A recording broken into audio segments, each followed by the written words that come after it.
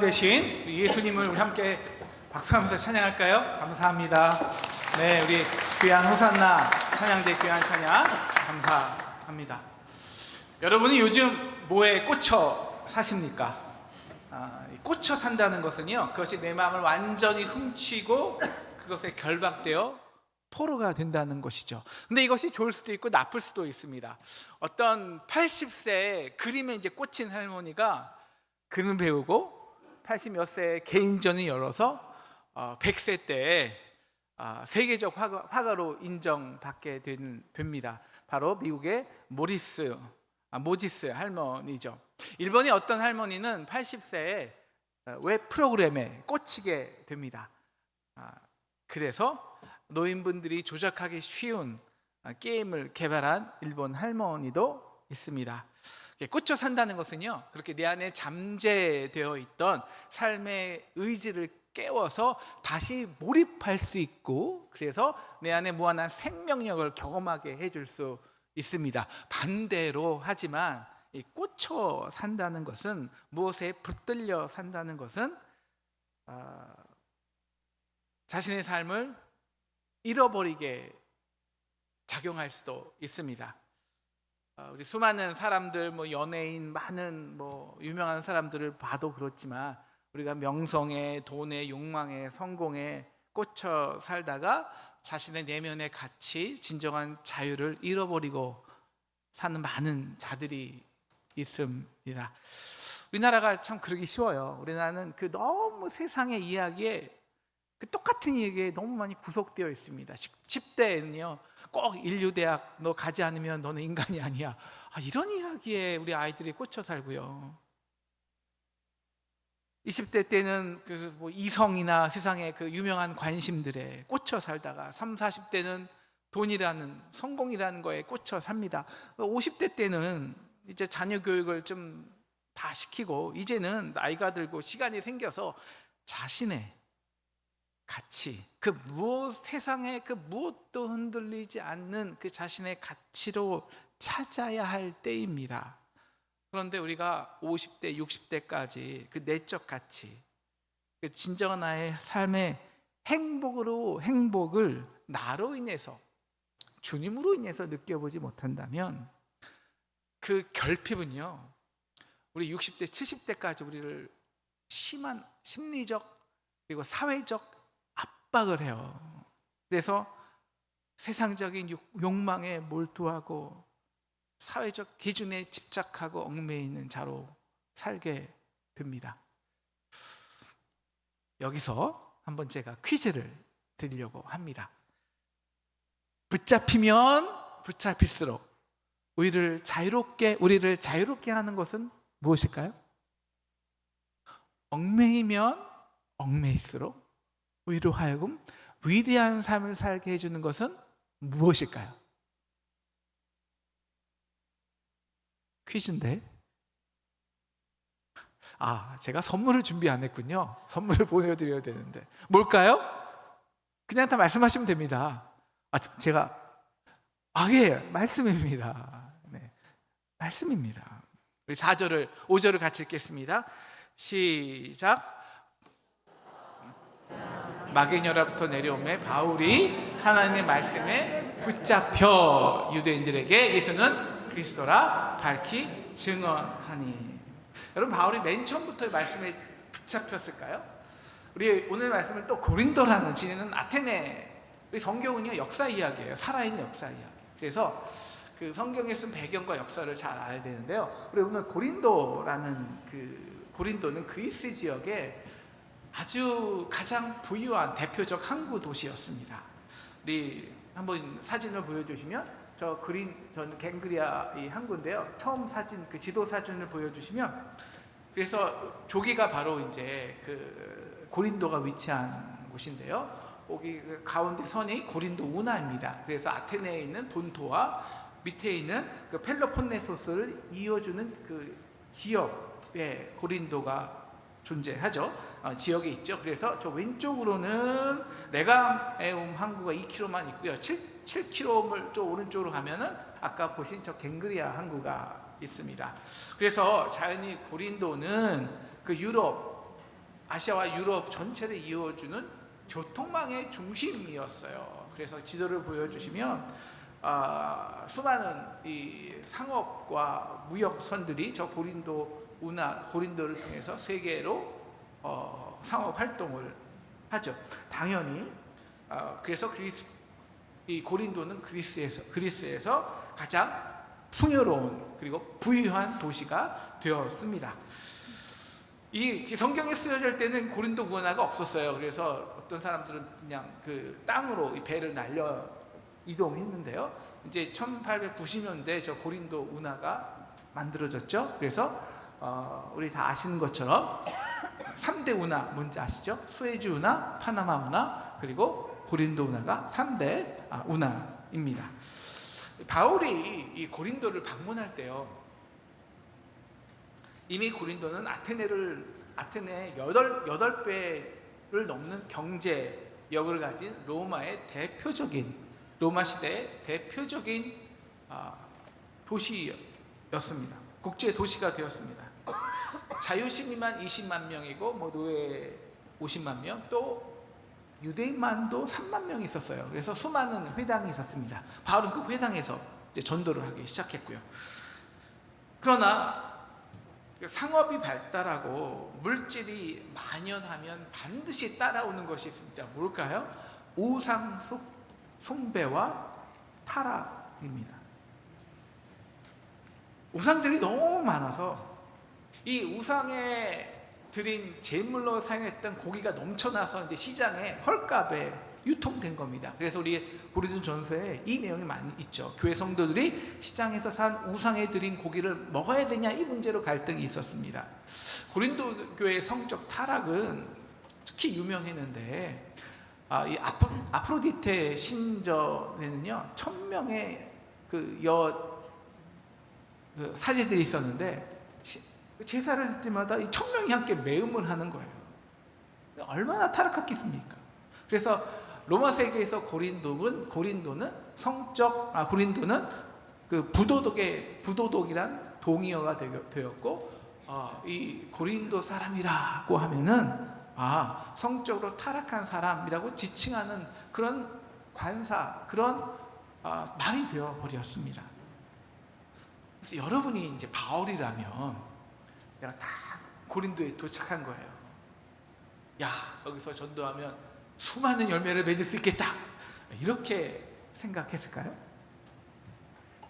야, 이렇게 풍족하고 타락한 이 고린도 사람들이 과연 예수의 부활에 관심이나 가질까? 그래서 그냥 얼마 동안 회당에 방문해서, 그래서 4절을 보시면 그냥 유대인들에게는 그냥 강론, 그리고 헬라인들에게는 그냥 격려의 수준 정도의 말만 했다는 거예요. 그런데 이제 5절,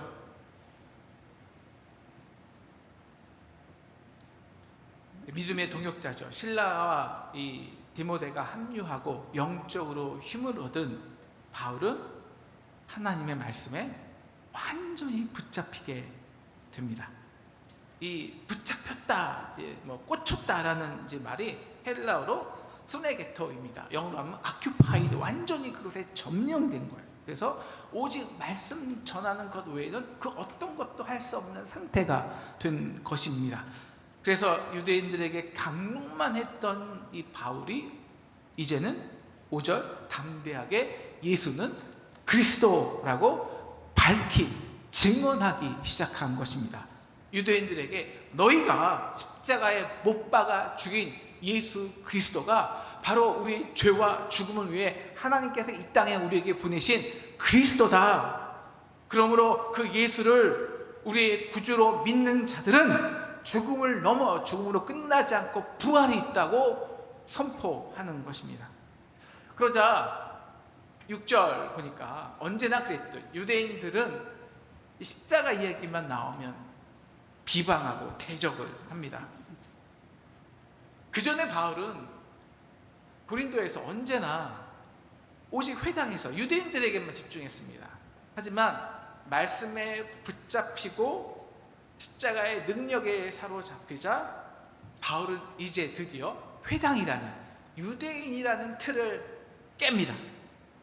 바울이 옷을 털어버리고 이렇게 말하죠. 너희 피가 너에게 돌아갈 것이다. 나는 깨끗하리라. 이것은 책임을 유대인들에게만 전가하는 것이 아닙니다. 나는 더 이상 너희 유대인들에게 매이지 않겠다. 너희가 하나님의 말씀을 대적하지만 하나님의 복음은 너희로 인해 제한될 수 없다. 자유해진 것입니다.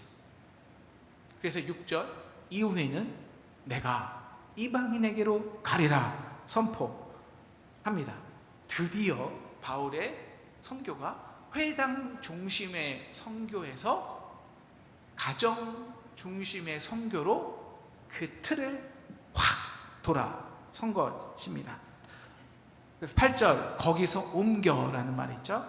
거기서 이 사역의 중심을 회당이 아닌 이 가정으로 옮겨서 우리 디도 유스도의 집에 거하고 말씀을 증거하기 시작했습니다. 디도 유스도라는 그 말은 이제 로마식 이름입니다. 이방 가정이 드디어 이방 가정에서 드디어 하나님의 믿음의 공동체, 교회가 태생된 것입니다.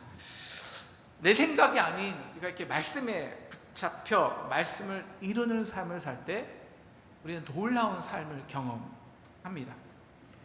우리가 바울이 회당에만 집중할 때는 오히려 유대인들에게 공격만 받았습니다. 회당장은 아예 거들떠 보지도 않았습니다. 그런데 이방인들에 대한 말씀의 역사가 시작되었을 때, 그 로마 지배에서 말씀을, 이방인에서 말씀을 전했는데 그 집 옆에 있는 회당의 그 회당장 그리스보가 8절을 보시면 예수를 믿는 거예요. 온 집이 더불어 예수를 믿게 된 것입니다. 뿐만 아니라 이것을 계기로 수많은 고린도 사람들이 예수를 믿고 세례를 받게 되었습니다. 드디어 고린도 선교의 문이 활짝 열리게 된 것이죠. 이것이 말씀에 붙들린 사람들이 경험하는 축복입니다. 기존의 내 생각이나 시선 혹은 욕망에 꽂혀있고 갇혀있던 우리로 하여금 그 담과 벽과 틀을 뛰어넘게 합니다. 그 전에 두려워서 시도조차 하지 않았던 일들을, 아니 기도조차 못했던 일들이 이루어지기 시작합니다. 그래서 우리의 두려움을 뛰어넘는 놀라운 자유함이 생깁니다. 이번에 실패하면 어때?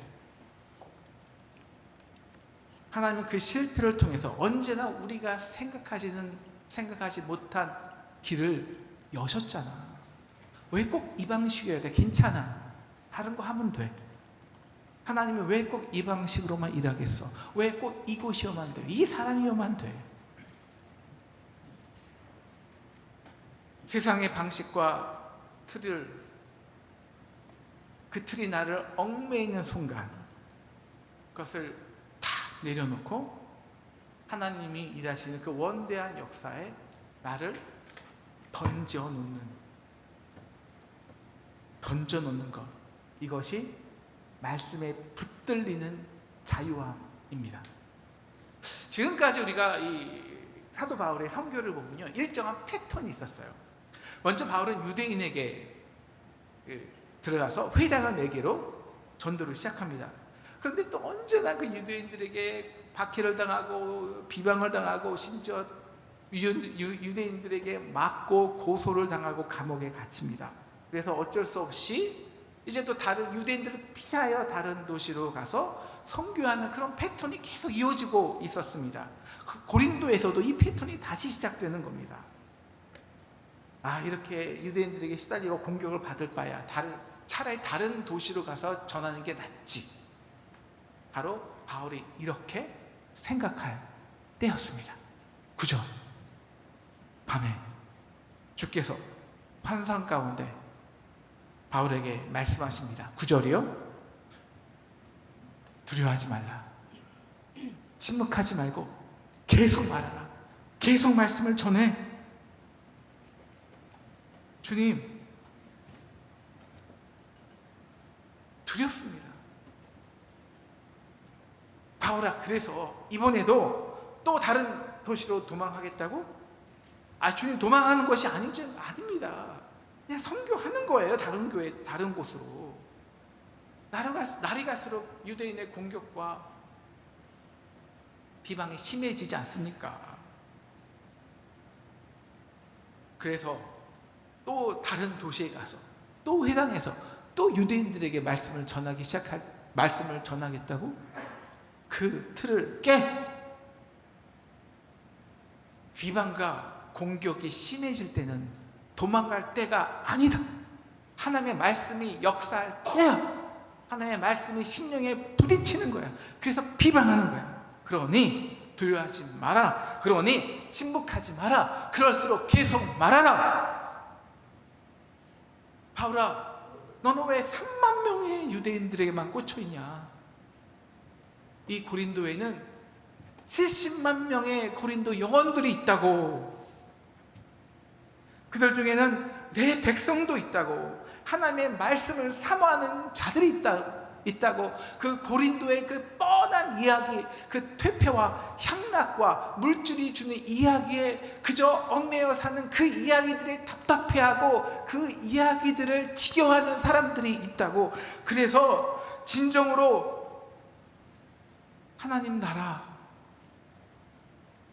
그것에 오히려 결핍을 느끼고 삶의 진정한 자유와 가치를 찾는, 영적으로 하나님을 찾는 자들이, 내 백성이 이 고린도에는 많이 있다고.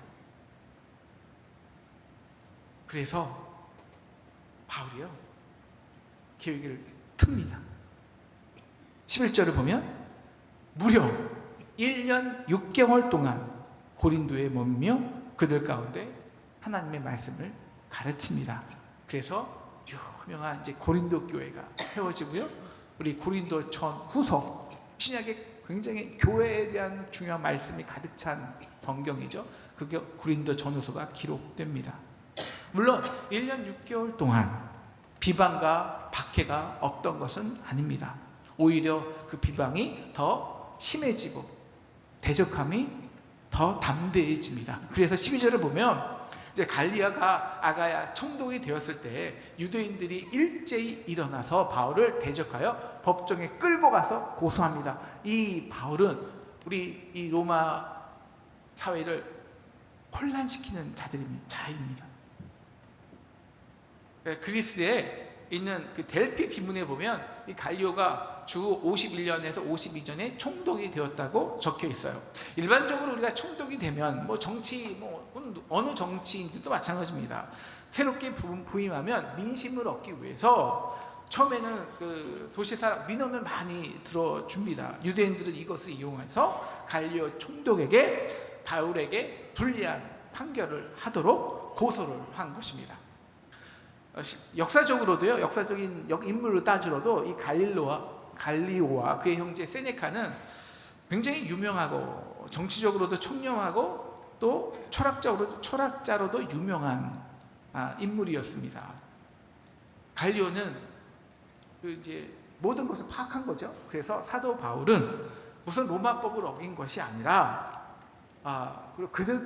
그래서 그들이 고소한 것이 아니라 15절을 보면요, 너희의 이 언어와 명칭과 법에 관한 것임을 깨닫게 되죠.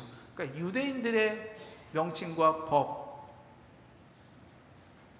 의해서 유대인들이 그를 고소하려는 것을 알게 됩니다.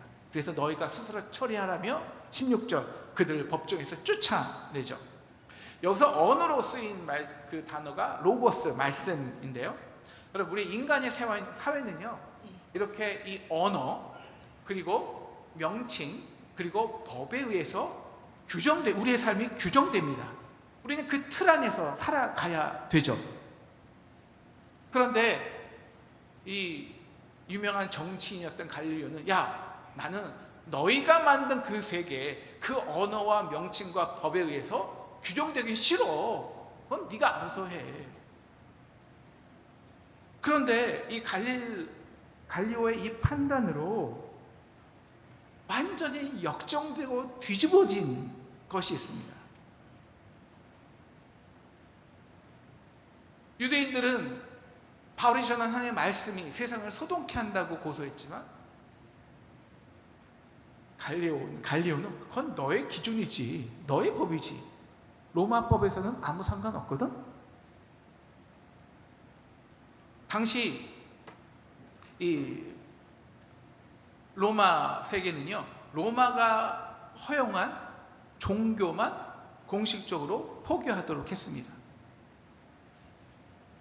갈리오는요, 바울이 전한 복음이 로마법으로 전혀 문제가 없음을 오히려 선포해 준 거예요.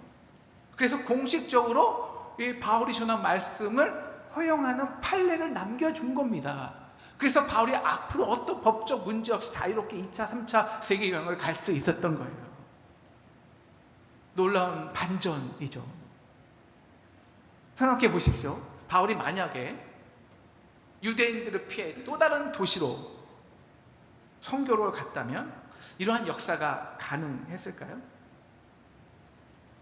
우리가 하나님 말씀에 붙잡혀 살 때 비로소, 중요한 건 내가 어디 가느냐가 아닙니다. 무엇을 하냐고도 아니에요.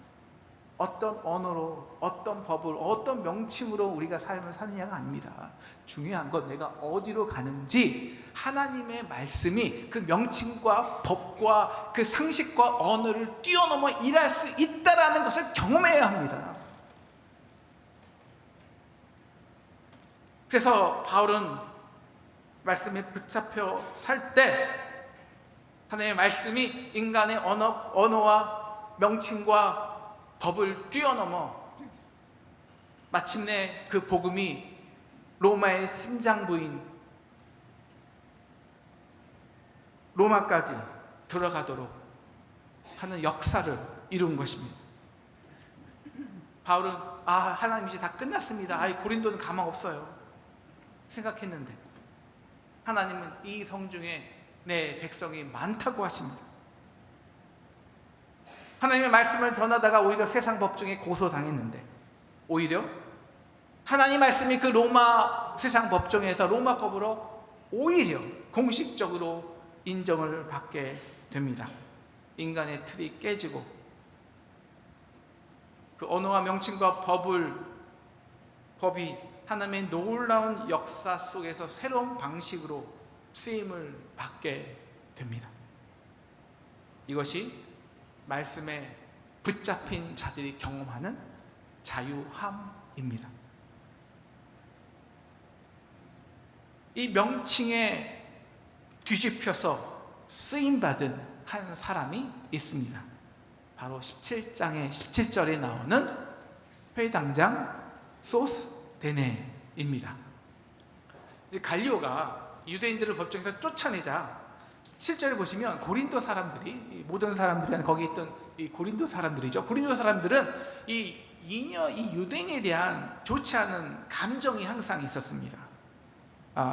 그런데 이 유대인들이 아무 죄 없는 바울을 비방하고 괴롭히고 고소하자 이 고린도 사람들이 그래 하면서 유대인들의 리더격인 한 회당장이를 법정에서 잡아서 그 무고죄에 대한 대신 심판을 하는 거예요. 사울을 잡으려 했던 유대인들의 계략이 오히려 자기들의 리더 회당장이를 집단 폭행을 당하게 하는 사건으로 뒤집힌 것입니다. 그런데 이게 끝이 아니에요. 이 회당장 소스데네의 명칭이 또 한 번 놀랍게 뒤집힙니다. 우리 다 같이 고린도전서 1장 1절을 한번 볼까요? 시작. 하나님의 뜻을 따라 그리스도 예수의 사도로 부르심을 받은 사울과 형제 소스데네는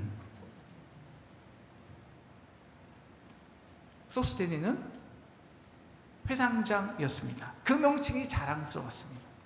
그런데 이제 그 명칭을 버리고 예수의 사도요 바울의 동역자가 됩니다. 그래서 에베소서에서 사울과 함께 동역자를 머물면서 함께 고린도전서를 쓴 거예요. 어떻게 그가 놀라운 이런 삶을 살게 되었을까요? 그냥 이거는 뭐 기록되어야지 않아요. 기록된 것은 아니니까 상상해 봤어요, 제가. 그렇게 매맞고 수치를 당한 회당장 소스데네에게 바울이 다가갑니다. 그를 진심으로 위로하고 하나님의 사랑을 전한 것은 아닐까. 세상은요, 자신을 때리고 욕하고 고소한 사람이 있다면 어떻게든 되갚아 주어야 합니다. 그 원수 갚는 것에 꽂혀서 자기의 삶을 낭비하는 것은 깨닫지 못하고요. 그런데 말씀에 붙들린 사람은 그가 친구이건 원수이건 상관없이 그를 통해 부정적이건 긍정적이건 하나님의 놀라운 역사를 기대하고 바라봅니다. 이것이 또한 말씀에 붙들린 자의 자유함입니다. 1950년대 미국의 유수한 대학을 우수한 성적으로 졸업한 짐 엘리엇이라는 선교사가 있었습니다. 사진을 보여주시면 우리 선교사님 사진인데요. 우리 짐 엘리엇은 평소 순교를 두려워하지 말라, 오직 하나님의 뜻대로 살면 그것이 참된 자유다, 이러한 삶의 모토를 가지고 살아갔습니다. 그래서 친구 4명과 함께 와우나니 인디언들에게 복음을 전하기 위해서 남미의 에콰도르 정글로 들어갑니다. 그런데 정글에 들어가자마자 인디언들에게 창에 찔려 순교를 당합니다. 이 사건을 기록한 라이프지의 한 기자는 이렇게 말합니다. 얼마나 불필요한 낭비인가. 왜 젊은 앞에 찬란한 젊은 이 5명이, 바로 그때 20대 초였던 짐 엘리엇의 아내가 이렇게 대답하죠. 낭비라고요? 낭비라고요? 자유함입니다. 짐 엘리엇이 그의 일기장에 적은 문구입니다. 결코 놓치지 말아야 하는 것을 얻기 위해 언젠가는 놓아야 할 것을 포기하는 사람이 현명한 사람이다. 5명의 순교한 선교사님, 그 남편을 잃은 아내들이 이제 남편 대신 와우나니 인디언들에게 복음을 전하기 위해 목숨을 걸고 정글에 들어갑니다. 여자를 죽이지 않는 전통에 있었던 인디언 추장이 그들에게 묻습니다. 당신은 누구입니까? 그리고 왜 그토록 우리를 왜 이렇게 헌신하는 것입니까? 우리는 5년 전 당신들이 죽인 그 젊은 선교사들의 아내입니다. 그런데 우리는 어쩔 수 없이 하나님의 사랑에 매여서 여기에 오게 되었습니다. 그렇게 와우나니 인디언들은 기독교인이 되었고 5명의 선교사들을 죽인 살인에 가담한 3명이 현재 와우나니 교회에 담임 목사를 하고 있고 지도자로 섬기고 있습니다. 사랑하는 상동 성도 여러분, 이 성경은 경전이 아닙니다.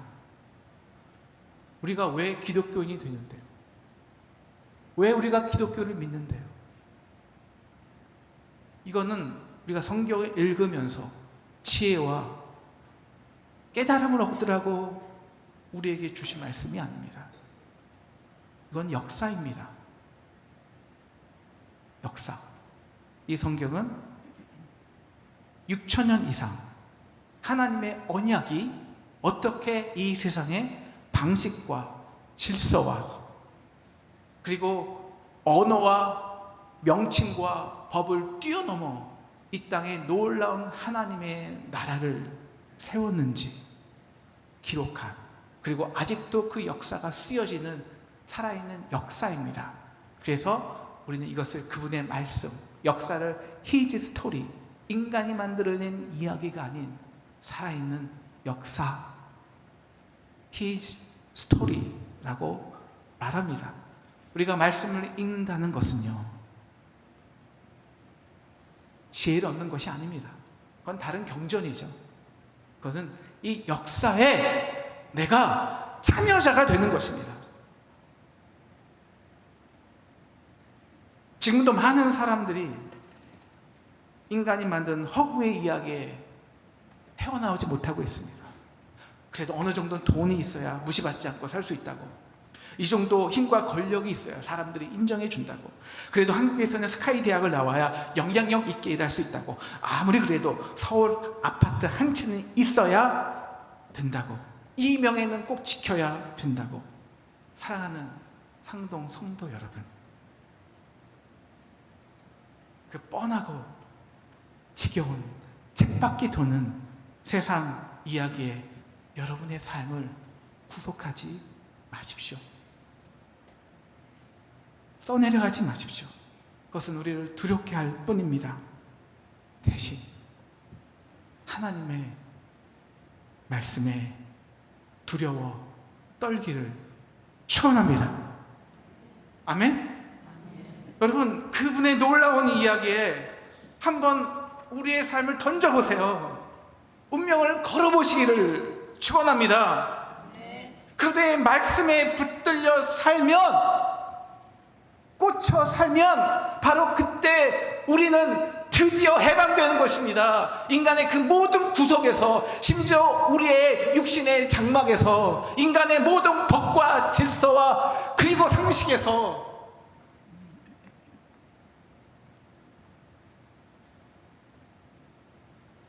역사를 종결하는 그분의 놀라운 이야기의 주인공이 되는 것입니다. 그래서 그분의 역사의 완성을 함께 만들어가는 것입니다. 그래서 우리는 성경을 읽는 것입니다. 그 역사에 함께 살라고, 죽음으로 끝내지 말라고.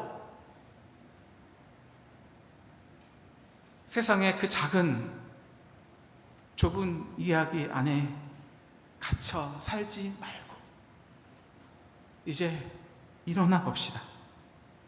말씀의 능력으로 함께 놀라운 하나님 나라를 이루어가는 우리 상동교회 되기를 주님의 이름으로 축원합니다. 함께 찬양하겠습니다. 말씀 앞에서.